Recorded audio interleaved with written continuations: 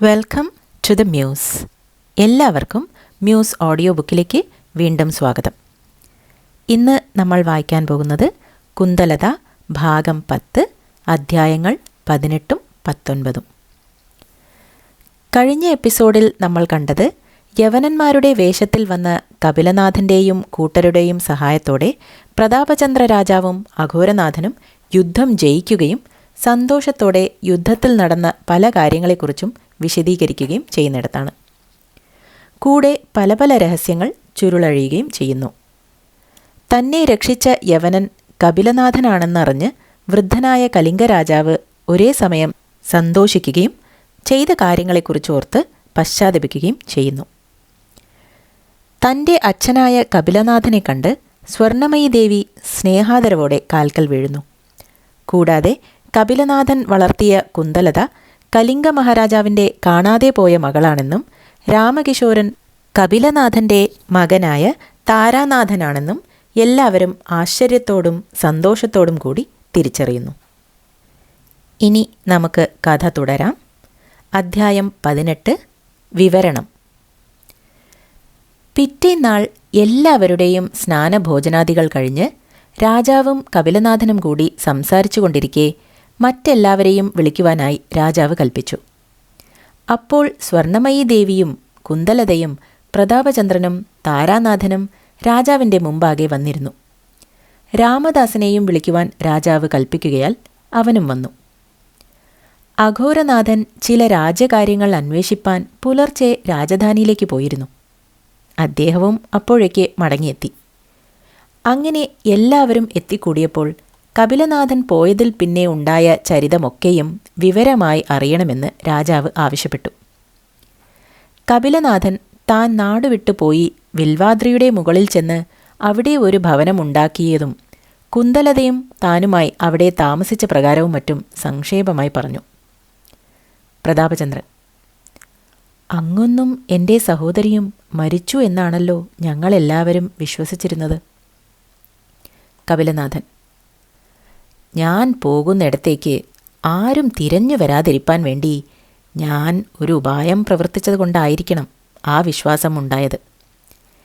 എന്നെ കാരാഗ്രഹത്തിലാക്കുവാൻ കൽപ്പിച്ച ദിവസം രാത്രി തന്നെ ഞാൻ കുന്തലതയെ ആരെയും അറിയിക്കാതെ രാമദാസൻ്റെ പക്കൽ കൊടുത്തയച്ചു. കാട്ടിൽ ഒരിടത്ത് ഒരു കോഴിയെ അറുത്ത് രക്തമൊലിപ്പിച്ച് അതിനരികത്ത് കുന്തലതയുടെ ഒരു അംഗവസ്ത്രം വെച്ചേക്കുവാനും പറഞ്ഞിട്ടുണ്ടായിരുന്നു. അതുപ്രകാരം രാമദാസൻ ചെയ്യുകയാൽ ആയിരിക്കണം കുന്തലതയെ കള്ളന്മാർ കൊണ്ടുപോയി കൊലപ്പെടുത്തി എന്നൊരു സംസാരമുണ്ടായത്.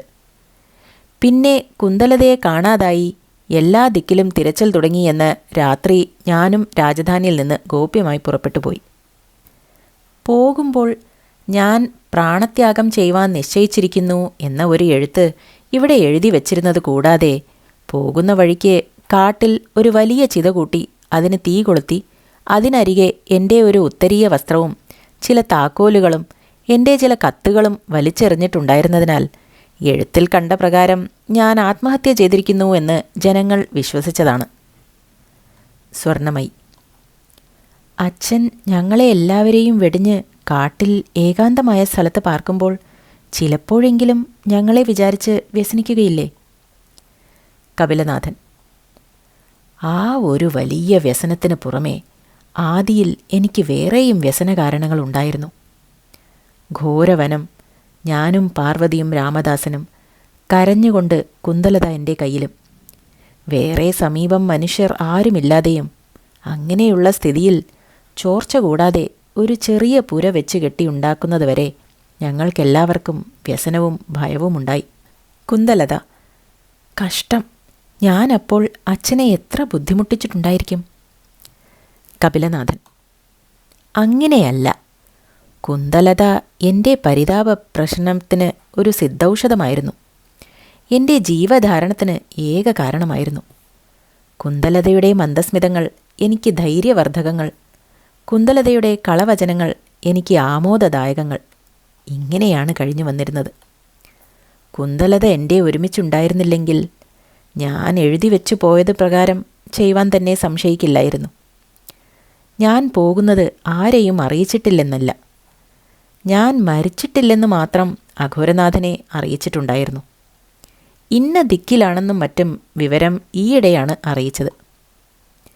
അഘോരനാഥൻ: യുവരാജാവിന് അഭിഷേകമുണ്ടായതിൻ്റെ അല്പം മുമ്പായി ഒരു വൈരാഗി വന്നിരുന്നത് ഈ രാമദാസനായിരുന്നു. അവൻ ഇവിടെ കൊടുത്ത എഴുത്ത് കണ്ടപ്പോൾ തന്നെ എനിക്ക് ജ്യേഷ്ഠൻ്റെ കയ്യക്ഷരമാണെന്ന് സംശയം തോന്നി. ഇത് കേട്ടപ്പോൾ എല്ലാവരും വളരെ വിസ്മയിച്ചു. രാമദാസൻ പുഞ്ചിരി കൊണ്ട് തലതാഴ്ത്തി. സ്വർണമയി: അതെത്രയും ഭോഷ്കാണെന്ന് ഞാൻ അന്ന് തന്നെ പറയുകയുണ്ടായി. എൻ്റെ അച്ഛനെക്കുറിച്ച് പറഞ്ഞതെങ്കിലും ഞാൻ വിശ്വസിച്ചില്ലല്ലോ. കഷ്ടം, നഷ്ടപ്രശ്നം പറഞ്ഞത് ഇത്ര സൂക്ഷ്മമായി ഒക്കുക ഇതിൽ കീഴിലുണ്ടായിട്ടില്ല. 54 വയസ്സ്! ഹാ, എത്ര കൃത്യം! പ്രതാപചന്ദ്രൻ സംശയം തീരാകയാൽ: രാമദാസ, നീ തന്നെയോ വൈരാഗിവേഷം ധരിച്ചു വന്നത് എന്ന് ചോദിച്ചു. രാമദാസൻ വളരെ പണിപ്പെട്ട് അതേ എന്ന് സമ്മതിച്ചു. പ്രതാപചന്ദ്രൻ: എൻ്റെ സംശയം തീർന്നു. സൈകതപുരിയിലാണ് ഇവനെ ആദിയിൽ കണ്ടെത്തിയത്. അവിടെ നഷ്ടപ്രശ്നം കൊണ്ട് പലരെയും വിസ്മയിപ്പിച്ചിട്ടാണത്രേ രാജധാനിയിലേക്ക് വന്നത്. രാമദാസൻ: ഞാൻ വേഷപ്രച്ഛന്നനായി എൻ്റെ കുടിയിൽ തന്നെയാണ് ഒന്നാമത് ചെന്നത്. സമീപം ആളുകളെയും സ്ഥലങ്ങളെയും എനിക്ക് നല്ല പരിചയമുണ്ടാകയാൽ ഞാൻ പറഞ്ഞത് മിക്കതും ശരിയായി. എല്ലാവരും ഞാനൊരു ദിവ്യൻ തന്നെയാണെന്ന് തീർച്ചയാക്കി. പല വീടുകളിൽ നിന്നും എനിക്ക് ഭിക്ഷയും ദക്ഷിണയും മറ്റുമുണ്ടായി. ആ വിധം ഉപജീവനമാർഗമായവർക്ക് ഒട്ടും സ്വല്ലയില്ലെന്നും തോന്നി. പ്രതാപചന്ദ്രൻ: കഷ്ടം, വിശിഷ്ടനായ ഒരു വൈരാഗിയാണെന്നല്ലേ ഞാൻ വിശ്വസിച്ചത്. ആളുകളെ ചതിക്കുവാൻ ഇത്ര എളുപ്പമുണ്ടല്ലേ? അത്ഭുതം! എല്ലാ വൈരാഗിമാരും ഇങ്ങനത്തെവരല്ലെന്ന് ആരറിഞ്ഞു? അഘോരനാഥൻ: ആ എഴുത്ത് കണ്ട ഉടനെ വൈരാഗിയെ കണ്ടുപിടിക്കുവാൻ ഞാൻ പല ദിക്കിലേക്കും ആളെ അയച്ചു. അപ്പോഴേക്ക് രാമദാസൻ ജ്യേഷ്ഠൻ്റെ എഴുത്തോടുകൂടി എന്നെ കാണുവാൻ ഇങ്ങോട്ട് തന്നെ വന്നു. അതും വേഷപ്രച്ഛന്നനായിട്ടാകയാൽ ഇവിടെ മറ്റാർക്കും അവനെ അറിയുവാൻ കഴിഞ്ഞതുമില്ല.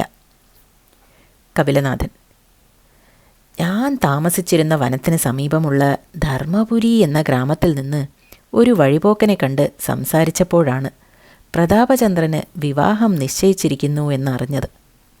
അതിൻ്റെ സൂക്ഷ്മം അറിയുവാൻ വേണ്ടിയിട്ടാണ് രാമദാസനെ ഇങ്ങോട്ടയച്ചത്. അവൻ ഇങ്ങോട്ട് പോന്നിരിക്കുമ്പോൾ താരാനാഥൻ അവിടെ എത്തി. ധർമ്മപുരിയിൽ വെച്ച് ഞങ്ങൾ തമ്മിൽ യാദൃശ്ചിയായി കണ്ടെത്തി ഞാൻ എൻ്റെ ഭവനത്തിലേക്ക് കൂട്ടിക്കൊണ്ടുപോയി താമസിപ്പിച്ചു. താരാനാഥൻ: ഞാൻ എൻ്റെ പരമാർത്ഥം അപ്പോൾ തന്നെ അറിയിച്ചിരുന്നുവെങ്കിൽ അച്ഛന് എത്ര സന്തോഷമുണ്ടാകുമായിരുന്നു. കപിലനാഥൻ: എൻ്റെ സന്തോഷത്തിന് ഒട്ടും കുറവുണ്ടായിരുന്നില്ലെന്ന് തന്നെ പറയാം. താരാനാഥനെ കണ്ടപ്പോൾ തന്നെ എനിക്ക് സംശയം തോന്നി.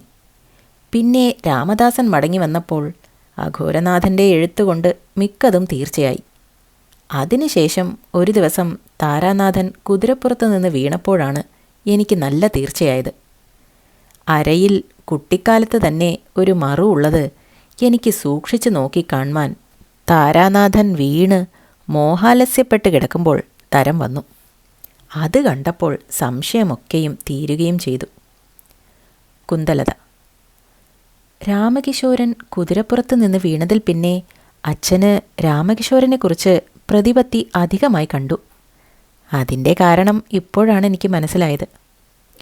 താരാനാഥൻ: രാമകിശോരൻ എന്നത് എൻ്റെ അജ്ഞാതവാസകാലത്തെ പേരാണ്. ഇപ്പോൾ ഞാൻ പണ്ടത്തെ താരാനാഥൻ തന്നെയായി എന്ന് പറഞ്ഞു. അപ്പോൾ എല്ലാവരും ഒന്ന് ചിരിച്ചു. കുന്തലത അല്പം നാണം പൂണ്ടു. രാജാവ്: ഇവരുടെ ചരിത്രം ആശ്ചര്യം തന്നെ. ഇതൊക്കെയും എഴുതി വെച്ചാൽ വായിക്കുന്നവർക്ക് വളരെ നേരം പോക്കുണ്ടാകും. അജ്ഞാതവാസവും പ്രച്ഛന്നവേഷവും കൈതവനാമവും ചിത്രം ചിത്രം. കപിലനാഥൻ: താരാനാഥനും ഞാനും ഗുരുശിഷ്യന്മാരുടെ നിലയിലായിരുന്നു. ഇങ്ങോട്ട് പോരുന്നതിൻ്റെ തലേനാളാണ് താരാനാഥനോട് വസ്തുത അറിയിച്ചത്. താരാനാഥൻ: കഷ്ടം, അതുവരെയും അച്ഛൻ എന്നെ പരമാർത്ഥം അറിയിക്കാതെ കഴിച്ചുവല്ലോ. എങ്കിലും എനിക്കതുകൊണ്ട് അധികം വ്യസനിക്കുവാനില്ല. അച്ഛനാണെന്ന് അറിഞ്ഞിട്ടില്ലെങ്കിലും എൻ്റെ സ്നേഹത്തിനും ബഹുമാനത്തിനും ഒട്ടും കുറവുണ്ടായിട്ടില്ല. പക്ഷേ വസ്തുത മുൻകൂട്ടി അറിഞ്ഞാൽ എനിക്ക് വളരെ സന്തോഷം കൂടെ ഉണ്ടാകുന്നതായിരുന്നു. കപിലനാഥൻ: താമസിയാതെ അറിയിക്കണമെന്ന് തന്നെയായിരുന്നു എൻ്റെ വിചാരം. കുന്തലതയ്ക്ക് യൗവന്യമായി.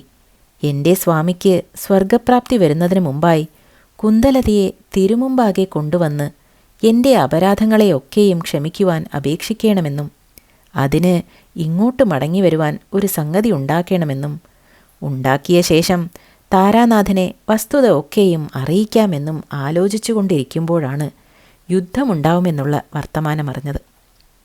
പ്രതാപചന്ദ്രൻ: അതെങ്ങനെ അറിഞ്ഞു? അഘോരനാഥൻ: കുന്തള രാജ്യത്തേക്ക് ദൂതനെ അയച്ച വിവരം ഇവിടുന്ന് എന്നോട് പറഞ്ഞപ്പോൾ തന്നെ ഒട്ടും താമസിയാതെ ഞാൻ രാജധാനിയിൽ നിന്ന് ഇവിടെ വന്ന് ഒന്നാമത് ചെയ്തത് ജ്യേഷ്ഠനെ വിവരമറിയിക്കുവാൻ ഒരു ദൂതനെ എഴുത്തും കൊടുത്ത് അയക്കുകയാണ്. സ്വർണമയി: ആ ദൂതനും അച്ഛനെ കണ്ടിട്ട് അറിഞ്ഞില്ലേ? കപിലനാഥൻ: അവൻ എൻ്റെ പക്കൽ നേരിട്ട് എഴുത്തു തരികയല്ല. ധർമ്മപുരിയിൽ എൻ്റെ പരിചയക്കാരനായ ഒരു ബ്രാഹ്മണൻ്റെ വക്കൽ ഒരു പെട്ടി കൊണ്ടുപോയി കൊടുക്കുവാനാണ് അഘോരനാഥൻ അവനെ അയച്ചിരുന്നത്. ആ പെട്ടി പിറ്റേ ദിവസം തന്നെ അദ്ദേഹം എനിക്ക് തന്നു. അതിൽ എനിക്കൊരു എഴുത്തും ഒരു പട്ടുറുമാലും ഉണ്ടായിരുന്നു. പട്ടുറുമാൽ ഞാൻ വേഷപ്രച്ഛന്നനായി വരുന്ന സമയം അടയാളത്തിന് വേണമെന്ന് കരുതി അഘോരനാഥൻ അയച്ചു തന്നത് വളരെ ഉപകാരമായി. താരാനാഥൻ: അച്ഛാ, നമുക്ക് കുതിരകളെയും ആയുധങ്ങളെയും കിട്ടിയതോ? കപിലനാഥൻ: അഘോരനാഥൻ്റെ ദീർഘദൃഷ്ടിയുടെ വൈഭവം വേറെ ഒരു സംഗതിയിലാണ് എനിക്ക് അനുഭവമായത്. ഞങ്ങൾ ഇങ്ങോട്ട് വരുമ്പോൾ എനിക്കും താരാനാഥനും ഓരോ കുതിരയുണ്ടായിരുന്നു. ധർമ്മപുരിക്ക് സമീപമുള്ള ഒരു കൊല്ലനെ കൊണ്ട് പണിയിച്ച് ചില ബലം കുറഞ്ഞ ആയുധങ്ങളും എൻ്റെ പക്കലുണ്ടായിരുന്നു. അഘോരനാഥൻ്റെ എഴുത്തിൽ കണ്ട പ്രകാരം രാജധാനിയിൽ നിന്ന് 7 കാതം വടക്കായി ഞങ്ങൾക്ക് പോരേണ്ട വഴിക്ക് ഒരിടത്ത് ഒരുവനെ കണ്ട് ആ പട്ടുറുമാൽ അടയാളം കാണിച്ചപ്പോൾ അകത്തുപോയി അവനും ഒരു ഉറുമാൽ എടുത്തുകൊണ്ടുവന്നു. നൂർത്തി നോക്കിയപ്പോൾ രണ്ടും ഒരിണയാണെന്ന് ബോധ്യം വന്ന ഉടനെ അവൻ ഞങ്ങളെ കൂട്ടിക്കൊണ്ടുപോയി 5 കുതിരകളെയും പല ആയുധങ്ങളെയും കാണിച്ചു തന്ന് ആവശ്യമുള്ളത് എടുക്കാമെന്ന് പറഞ്ഞു. അവയിൽ ഏറ്റവും മേത്തരമായ ഒരു കുതിരയെ ഞാൻ തന്നെ എടുത്തു. വേറെ നല്ല 2 കുതിരകളെ താരാനാഥനും രാമദാസനും ഞാൻ തന്നെ തിരഞ്ഞെടുത്തു കൊടുത്തു. വേണ്ടുന്ന ആയുധങ്ങളെയും ഞങ്ങൾ എടുത്തുകൊണ്ടു പോരുകയും ചെയ്തു. ഇത് അഘോരനാഥൻ ചെയ്തിട്ടില്ലെങ്കിൽ ഞാൻ പോർക്കളത്തിൽ ചെയ്തതിൻ്റെ പകുതി പോലും എന്നെക്കൊണ്ട് ചെയ്യുവാൻ കഴിയുകയില്ലായിരുന്നു. പ്രതാപചന്ദ്രൻ: നമ്മുടെ കപിലനാഥൻ്റെ വെൺമഴുവിനാൽ എത്ര വീരന്മാരാണ് നശിച്ചത് എന്ന് പറയുവാൻ പ്രയാസം. ഇദ്ദേഹം പോർക്കളത്തിൽ ചെയ്ത പരാക്രമം കണ്ടിരുന്നാൽ ഇദ്ദേഹത്തിന് ഇത്ര പ്രായമായി എന്ന് ഒരിക്കലും തോന്നുകയില്ല. ചണ്ടപ്രതാപനായ കുന്തളനെ കീഴടക്കുവാൻ താരാനാഥനും വേടർക്കരജനും ഞാനും കൂടി അധികം നേരം ശ്രമിച്ചു. അയാളുടെ ബാഹുബലം കൊണ്ടും ശിക്ഷാവൈഭവത്താലും ഞങ്ങൾക്ക് സാധിച്ചില്ല. പിന്നെ കപിലനാഥനെ മൂർത്തീകരിച്ചിരിക്കുന്ന മൃത്യുവിനെപ്പോലെ പുരോഭാഗത്തെങ്കൽ കണ്ടപ്പോഴാണ് അയാളുടെ അതിദുസ്സഹമായ ഗർവം ശമിച്ചത്. രാജാവ്: ഉണ്ണി, പുരുഷ ശിരോമണികളായ ഈ 2 സോദരന്മാർ നമ്മുടെ സജീവന്മാരാവാൻ സംഗതി വന്നതാണ് നമ്മുടെ വലിയ ഭാഗ്യം എന്ന് നിശ്ചയം തന്നെ. നമ്മുടെ രാജ്യം ഇങ്ങനെ ഐശ്വര്യവതിയായി നിൽക്കുന്നതും പ്രബലന്മാരായ ശത്രുക്കളുടെ ദുർമോഹം നമ്മോട് ഫലിക്കാത്തതും നമ്മുടെ കുലമഹിമ ഉജ്ജ്വലിക്കുന്നതും ഈ 2 സോദരന്മാരുടെ ബുദ്ധികൗശലം കൊണ്ടാണ്. നമ്മുടെ രാജ്യത്തിൽ പുഷ്ടി വർദ്ധിച്ചതും ഇവരുടെ ദാക്ഷിണ്യം കൊണ്ടാണ്. നമ്മുടെ പ്രജകളുടെ ആർത്തി അസ്തമിച്ചതും ഇവരുടെ ഉത്സാഹം കൊണ്ട്. നമ്മുടെ കീർത്തി വിസ്തരിച്ചതും ഇവരുടെ ഓജസ് കൊണ്ട്. ഇവർ നമ്മുടെ രാജ്യമാകുന്ന ഗൃഹത്തിൽ 2 പ്രധാന ദീപങ്ങൾ. ഇവർ നമ്മുടെ രാജലക്ഷ്മിയുടെ അധിഷ്ഠാന മണ്ഡപങ്ങൾ. ഇവർക്ക് എന്തു തന്നെ ചെയ്താലും ഇവർ നമുക്ക് ചെയ്തതിന് ഒരു പ്രതിഫലമാവുകയില്ല. കപിലനാഥൻ: സ്വാമിക്ക് ഞങ്ങളെക്കുറിച്ചുള്ള കൃപ തന്നെയാണ് ഈ വാധോരണിക്ക് കാരണം.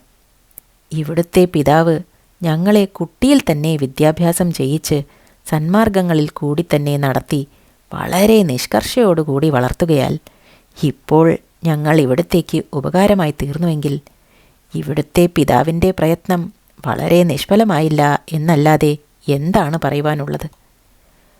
ഞങ്ങൾ ഉത്തമ സജീവന്മാർ ചെയ്യേണ്ടതിനെ ചെയ്യുവാൻ ഞങ്ങളാൽ കഴിയുന്നിടത്തോളം ശ്രമിച്ചിട്ടുണ്ട്. അതിന് ഞങ്ങളുടെ സ്വാമിയായ ഇവിടുത്തെ പ്രീതിയും ഞങ്ങളുടെ മനസ്സിനുണ്ടാകുന്ന സമാധാനവുമല്ലാതെ എന്തൊരു പ്രതിഫലമാണ് ഞങ്ങൾ കാംക്ഷിക്കുക?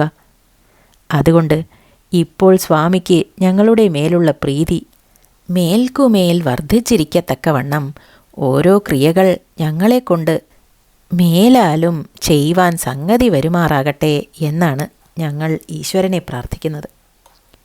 പ്രതാപചന്ദ്രൻ: അച്ഛാ, താരാനാഥൻ്റെ പരാക്രമവും അല്പമല്ല. താരാനാഥൻ ഒരിക്കൽ കുന്തളേശനെ അയാളുടെ സൈന്യത്തിൽ നിന്ന് വേർതിരിച്ച് ഒറ്റപ്പെടുത്തി ഭയങ്കരനായിരിക്കുന്ന അയാളെ കൂടി ഒന്ന് ഭയപ്പെടുത്തി. പിന്നെ എൻ്റെ കുതിരയ്ക്ക് വെട്ടുകൊണ്ട് ഞാൻ താഴത്ത് വീണ തക്കത്തിലാണ് കുന്തളേശൻ താരാനാഥൻ്റെ മുമ്പിൽ നിന്ന് ഒഴിച്ചത്. അഘോരനാഥൻ: അതെ, താരാനാഥൻ ചെയ്തത് കുറേ സാഹസമായി പോയി. ആ യവനൻ താരാനാഥനാണെന്ന് ഞാൻ അപ്പോൾ അറിഞ്ഞിരുന്നുവെങ്കിൽ അവനെ അതിന് സമ്മതിക്കുകയില്ലായിരുന്നു. രാജാവ്: അച്ഛൻ്റെ ഗുണങ്ങൾ മക്കളിൽ പ്രതിബിംബിക്കുന്നത് അത്ഭുതമല്ലല്ലോ. താരാനാഥനെ ഇന്നു മുതൽ നമ്മുടെ പ്രധാന സേനാപതിയായി നിശ്ചയിച്ചിരിക്കുന്നു എന്ന് പ്രതാപചന്ദ്രനോടായിട്ട് പറഞ്ഞു. ആ കൽപ്പന എല്ലാവർക്കും വളരെ സന്തോഷകരമായി. കപിലനാഥനും അഘോരനാഥനും തങ്ങൾക്ക് താരാനാഥൻ്റെ പ്രായത്തിൽ ആ വിധം വലിയ സ്ഥാനമാനങ്ങൾ കിട്ടുവാനിടവന്നിട്ടില്ലെന്ന് പറഞ്ഞ് സന്തോഷത്തോടുകൂടി താരാനാഥനെ ആശ്ലേഷം ചെയ്തു. മറ്റവർ വേറെ പ്രകാരത്തിൽ തങ്ങളുടെ സന്തോഷത്തെ കാണിക്കുകയും ചെയ്തു. അതിൻ്റെ ശേഷം കപിലനാഥൻ യുദ്ധമുണ്ടാവുമെന്ന് അറിഞ്ഞ ഉടനെ തൻ്റെ വനഭവനത്തെ ശൂന്യമാക്കി വിട്ടേച്ച് എല്ലാവരും കൂടി പുറപ്പെട്ടതും ധർമ്മപുരിയിലെത്തി ഒരു വാഹനം സമ്പാദിച്ചതും വഴിയിൽ ഓരോ ദിക്കുകളിൽ താമസിച്ച് യുദ്ധം തുടങ്ങുന്നതിൻ്റെ തലേ ദിവസം രാജധാനിയുടെ ഉത്തരഭാഗത്ത് ഒരു വഴിയമ്പലത്തിൽ എല്ലാവരും കൂടിയെത്തി അന്നത്തെ രാത്രി അവിടെ കഴിച്ചതും പുലർച്ചെ രാമദാസനെയും താരാനാഥനെയും ഏൽപ്പിച്ച് കുന്തലതയെയും പാർവതിയെയും അയച്ചതും മറ്റും വിവരമായി പറഞ്ഞു. താരാനാഥൻ താനും രാമദാസനും കൂടി സൈകതപുരിയിൽ രാമദാസൻ്റെ വീട്ടിലെത്തി കുന്തലതയെയും പാർവതിയെയും ഒരകത്ത് കൊണ്ടുപോയി ഇരുത്തിയതും രാമദാസനെ കണ്ടറിഞ്ഞപ്പോൾ അവൻ്റെ അമ്മയ്ക്കും പെങ്ങൾക്കും ഉണ്ടായ സന്തോഷവും പിന്നെ തങ്ങൾ കപിലനാഥൻ്റെ ഒരുമിച്ചെത്തി യവനവേഷം ധരിച്ചതും മറ്റും വിസ്തരിച്ച് പറഞ്ഞു. കുന്തലതയും ഒന്നും പറഞ്ഞില്ലെന്നില്ല. തനിക്ക് രാമദാസൻ്റെ അമ്മയും പെങ്ങളും വളരെ ദയ കാണിച്ച വിവരവും വൈകുന്നേരം രാമദാസൻ യവനവേഷത്തോടുകൂടി മടങ്ങിച്ചെന്ന് തന്നെയും പാർവതിയെയും ഡോലിയിൽ കയറ്റിയപ്പോൾ രാമദാസൻ്റെ അമ്മയെയും പെങ്ങളെയും കൂടെ കൊണ്ടുപോരണമെന്ന് താൻ ആവശ്യപ്പെട്ട പ്രകാരം അവരെ വേറൊരു ഡോലിയിൽ കൊണ്ടുവന്നതും മറ്റും പറഞ്ഞു. ഇങ്ങനെ എല്ലാവരും ഈ വർത്തമാനങ്ങൾ കേട്ട് അത്ഭുതപ്പെട്ട് വളരെ സന്തോഷമായി 4 ദിവസം ചന്ദനോദ്യാനത്തിൽ തന്നെ താമസിച്ചു. വേടർക്കരജൻ യുവരാജാവിന് ചെയ്ത ഉപകാരത്തിനു വേണ്ടി വലിയ രാജാവ് അയാൾക്ക് വളരെ സമ്മാനങ്ങളും വേടർക്കരജർക്ക് പണ്ടില്ലാത്ത ചില സ്ഥാനമാനങ്ങളും കൊടുത്ത് വളരെ സന്തോഷമാക്കി പറഞ്ഞയക്കുകയും ചെയ്തു. അധ്യായം 19 വിമോചനം. കലിംഗ രാജാവും കപിലനാഥൻ മുതലായവരും ചന്ദനോദ്യാനത്തിൽ നിന്ന് പുറപ്പെട്ട് രാജധാനിയിലേക്ക് എത്തുമാറായപ്പോഴേക്ക് പൗരന്മാർ അനവധി ജനങ്ങൾ സന്തോഷത്തോടുകൂടി എഴുന്നള്ളത്തിനെ എതിരേറ്റു. തോരണങ്ങളെക്കൊണ്ടും മറ്റും അലംകൃതയായിരിക്കുന്ന രാജവീഥിയുടെ ഇരുഭാഗത്തും സൗധങ്ങളിലും കുന്തലതയെയും കപിലനാഥനെയും കാൺമാൻ ജനങ്ങൾ തിക്കിത്തിരക്കി നിന്നിരുന്നു. പലയിടങ്ങളിൽ നിന്നും ജനങ്ങൾ അവരെ പുഷ്പവൃഷ്ടി ചെയ്തുകൊണ്ടും ജനങ്ങളുടെ കോലാഹല ശബ്ദത്തോടും വാദ്യഘോഷത്തോടും കൂടി താമസിയാതെ എല്ലാവരും രാജധാനിയിലെത്തി. ആ രാജധാനിയാകട്ടെ യുദ്ധം കഴിഞ്ഞതിൽ പിന്നെ വളരെ ശുദ്ധി വരുത്തി കേടുതീർത്ത് മനോഹരമാകും വണ്ണം അലങ്കരിച്ചിരുന്നു. എല്ലാവരും ചെന്നിറങ്ങി രാജധാനിയുടെ വിലാസമായ പൂമുഖത്ത് അല്പനേരം നിന്ന ശേഷം കപിലനാഥൻ കുന്തലതയുടെ കയ്യും പിടിച്ച് രാജധാനിക്കുള്ളിൽ ഓരോ സ്ഥലങ്ങൾ പറഞ്ഞ് കാണിച്ചു കൊടുപ്പാൻ തുടങ്ങി. ആസ്ഥാന മണ്ഡപത്തിൻ്റെ സമീപത്ത് ചെന്നപ്പോൾ പണ്ട് വളരെ കാലം കപിലനാഥൻ്റെ ആജ്ഞയിൻ കീഴിൽ ഉദ്യോഗം ഭരിച്ചിരുന്ന പല ഉദ്യോഗസ്ഥന്മാരും ഏറ്റവും പ്രീതിയോടുകൂടി അദ്ദേഹത്തിൻ്റെ കീഴിൽ പണിയെടുത്തിരുന്ന നല്ല കാലങ്ങളെ സ്മരിച്ചുകൊണ്ട് തങ്ങളുടെ മേധാവിയായ കപിലനാഥനെ വന്ന് വണങ്ങി. അവരോടൊക്കെയും സന്തോഷമാകും വണ്ണം അല്പം സംസാരിച്ച് പിന്നെ കാണാമെന്ന് പറഞ്ഞ് കുന്തലതയെയും കൊണ്ട് മറ്റ് ദിക്കുകളിലേക്ക് പോയി ഓരോന്നായി പ്രധാനപ്പെട്ട സ്ഥലങ്ങളൊക്കെയും കാണിച്ചു കൊടുക്കുകയും ചെയ്തു. കപിലനാഥൻ രാജധാനിയിലെത്തി 2 ദിവസം കഴിഞ്ഞ ശേഷം കുന്തളേശനെ ഒട്ടും താമസിയാതെ വിട്ടയക്കുകയാണ് നല്ലതെന്നും പ്രബലന്മാരുടെ വൈരം ആപൽക്കരമാണെന്നും രാജാവിനെ പറഞ്ഞ് ബോധ്യം വരുത്തി അതിന് അനുജ്ഞ വാങ്ങി താരാനാഥനെയും കൂട്ടിക്കൊണ്ട് ദുന്ദുഭി ദുർഗത്തിലേക്ക് പോയി 2 പേർ കാൺമാൻ വന്നിരിക്കുന്നു എന്ന് കുന്തളേശനെ അറിയിച്ച് കാൺമാൻ സമ്മതം വാങ്ങി അടുത്തു ചെന്ന് വന്ദിച്ചു. കുന്തളേശൻ 2 പേരെയും സൂക്ഷിച്ചു നോക്കി, ഞാൻ കപിലനാഥനെയല്ലേ കാണുന്നത് എന്ന് ചോദിച്ചു. കപിലനാഥൻ, അതെ, അയാളെ തന്നെ. ആശ്ചര്യം. കൃതവീര്യൻ, മറ്റേ മുഖം എനിക്ക് പരിചയമില്ല. കപിലനാഥൻ, ഇത് എൻ്റെ പുത്രനായ താരാനാഥനാണ്.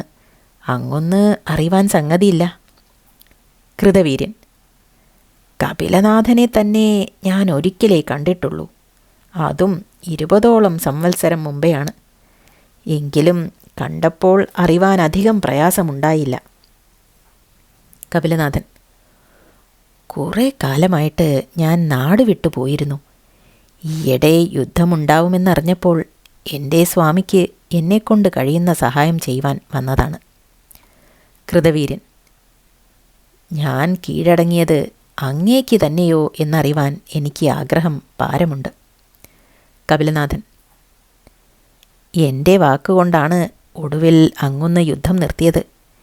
കീഴടങ്ങി എന്ന് പറയുവാൻ നാം തമ്മിൽ ഏറ്റുമുട്ടുകയുണ്ടായിട്ടില്ലല്ലോ.